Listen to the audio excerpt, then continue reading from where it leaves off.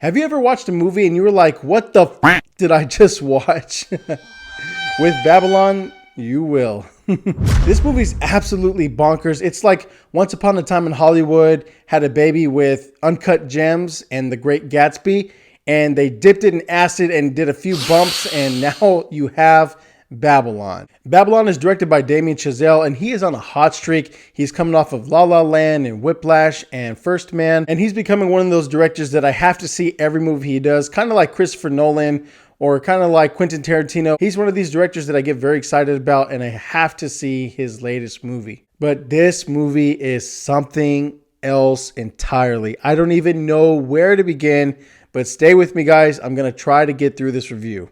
Babylon stars Brad Pitt, Diego Calva, and Margot Robbie. Babylon is described as the tale of outsized ambition and outrageous excess. Babylon traces the rise and fall of multiple characters during an era of unbridled decadence and depravity in early Hollywood.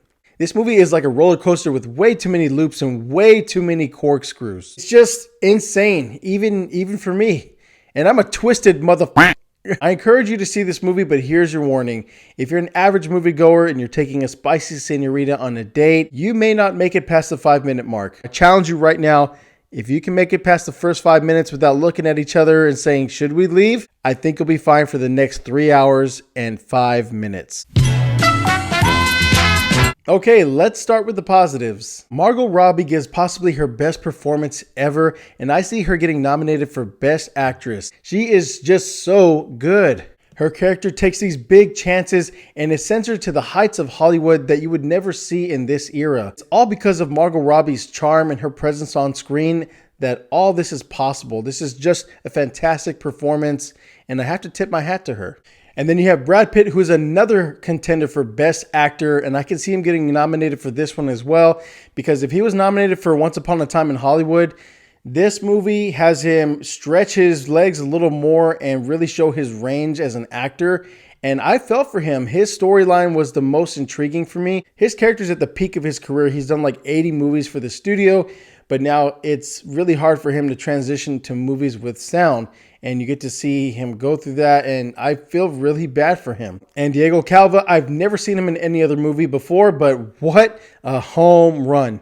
He's basically the character that we get to live through his eyes. We get to see Hollywood as a normal person, and we get to see him rise through the ranks. And he eventually goes from career to career to career, and he's put into some seriously messed up situations. And I feel bad for him because he's such a nice, deserving guy in this dirty, dirty world of Hollywood. And just when you thought the movie couldn't get any crazier, Tobey Maguire makes an appearance. You're my boy, Tobey!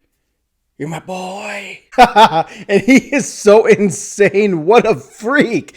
I can't believe he took on a role like this. And that's the thing about this movie is like every 20 minutes you see something so crazy. It's just so out of left field that you're like, what am I watching? What is this? Another standout for me was PJ Byrne. He is so hilarious in this movie. He's that guy from Wolf of Wall Street. He was Jordan Belfort's lawyer, and he had like the toupee. But anyway, he's in this movie. He's in a scene with Margot Robbie, and it is so hilarious, but it's also very, very exhausting. This is like a 20-minute scene. It's absolutely exhausting on the audience, but he carries the whole scene. And man, I just need to see that guy in more shows and more movies. The music as well. Oh my God. It was so fantastic. You just wanted to get up and just start dancing, and it was great. It had a lot of energy, and it really, really made this movie stand out. Justin Hurwitz is a fantastic composer. If this movie isn't nominated for Best Score, then there's a huge injustice. One thing I can praise about this movie is that Damien Chazelle, the director, he really, really did his homework. It felt like an old-fashioned movie, from the cars, from the sets, from the costumes, to the aspect ratios,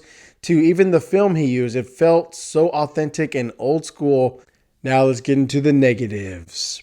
The writing was absolute chaos. It was so anxiety-induced that I wanted to throw up at least 2 or 3 times. I found this movie so hard to explain to my friends and family. I was like, Who the was this movie for? It kind of reminded me of The Great Gatsby, how there was so much going on. There's so many extras, but it felt like there was an overdose and it had one too many bumps and it was just spiraling out of control. I kind of referenced Uncut Gems because it's that level of anxiety, but probably even more, and it does not take its foot off the gas. The story itself is frustrating. You're like screaming at the screen for these characters to get their crap in order. And you throw on top of the music is just so loud.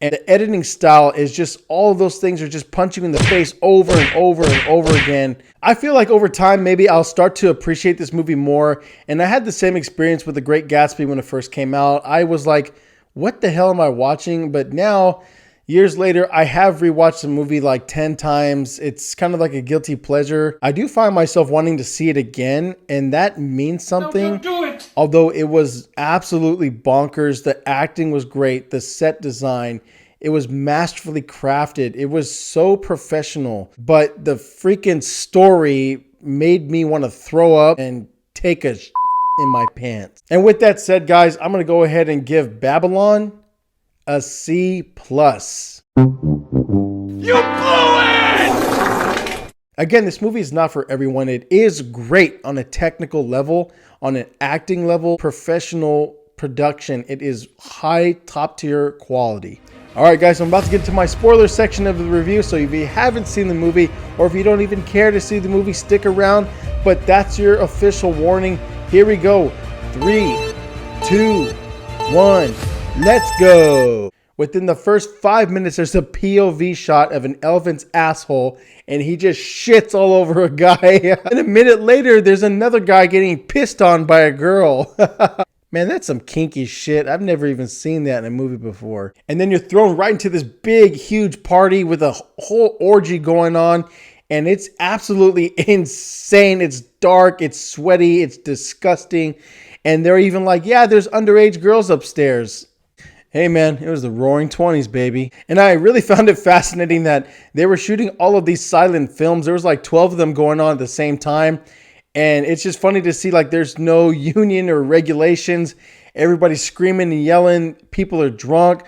There's this battle scene and all of the extras are bleeding and bandaged. It's like an actual war zone. There's even a guy with the flag sticking out of his chest and he's probably dead. Glorious, unchecked chaos. And there was a lot of great camera angles too. And it was just a great scene. And that part alone is going to get it nominated. I know for sure. What's great about these characters is that, yes, it revels in their indulgences and repugnance, but you love seeing them. They are humanized, after all. I like how Brad Pitt was engaged to somebody new every 30 minutes or so. He had a new fiance. There's even a scene where Eric Roberts challenges a snake to a fight. Like, what the fuck is happening?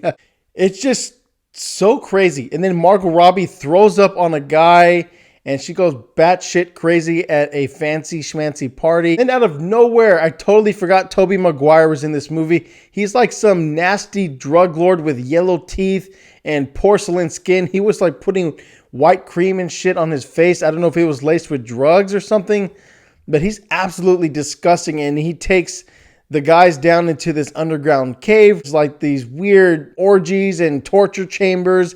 And there's like a bodybuilder who eats rats at the very bottom. And then they go to another level and there's like these two females killing each other. And there's blood everywhere. And it is such a disgusting place. And Toby's like, you guys don't even know how to party anymore. And he's just so freaking creepy and weird. I want to see Tobey Maguire in more movies outside of Spider-Man. Please give him more roles. I want to see what this next chapter holds in store for Tobey Maguire as he goes into this weird phase. Manny was rising through the ranks and I felt so bad for his character. He went from being an elephant shit scraper to an executive at the company, and he wanted to just help Margot Robbie's character, and he was just in love with her. I don't know. There was something about her that he was just so drawn to. It's one of those situations where you know that she's bad for him and there's nothing you can do. This guy is head over heels for her, and man, what a punch to the gut. I was leaving the theater and I thought to myself, they gave this director complete creative control. Whether that's good or bad, it was just so exciting to see something completely different. The director ran with his vision and you just have to interpret it in your own way. And, you know, it's sometimes better than the average standard cookie cutter formula for a movie. This thing was absolutely crazy. If I have to choose, I'd rather see more projects like this. You know, something that really reaches, something that challenges you, and that's really art. And that's why I go to see these movies in theaters, because I want to feel something. I want to be disturbed. I want to be taken to a darker, crazier place, or I want to go somewhere that you can't even imagine. And that's going to be the experience brought to you by the director and the writer. So anyways, guys, that's my review of the movie. It was challenging to get through. I'm sorry I didn't give it a higher grade. There's going to be guys out there who love this type of stuff. They're going to give it an A. But for me, it was just a little too crazy. I wish he dialed it back just a little bit, especially after the ending. There was complete liberty, and he just took it in a whole crazy direction for 2 minutes. They should have ended it maybe 5 or 10 minutes earlier than that. Guys, I'm going to leave it there. Thank you so much for coming back to the channel. I really appreciate it. And if you like what you see here, please subscribe, turn on the notification bell, comment below what you thought of Babylon. And of course, guys, don't forget, take care of yourself, take care of your family. God bless, and we will see you on the next one.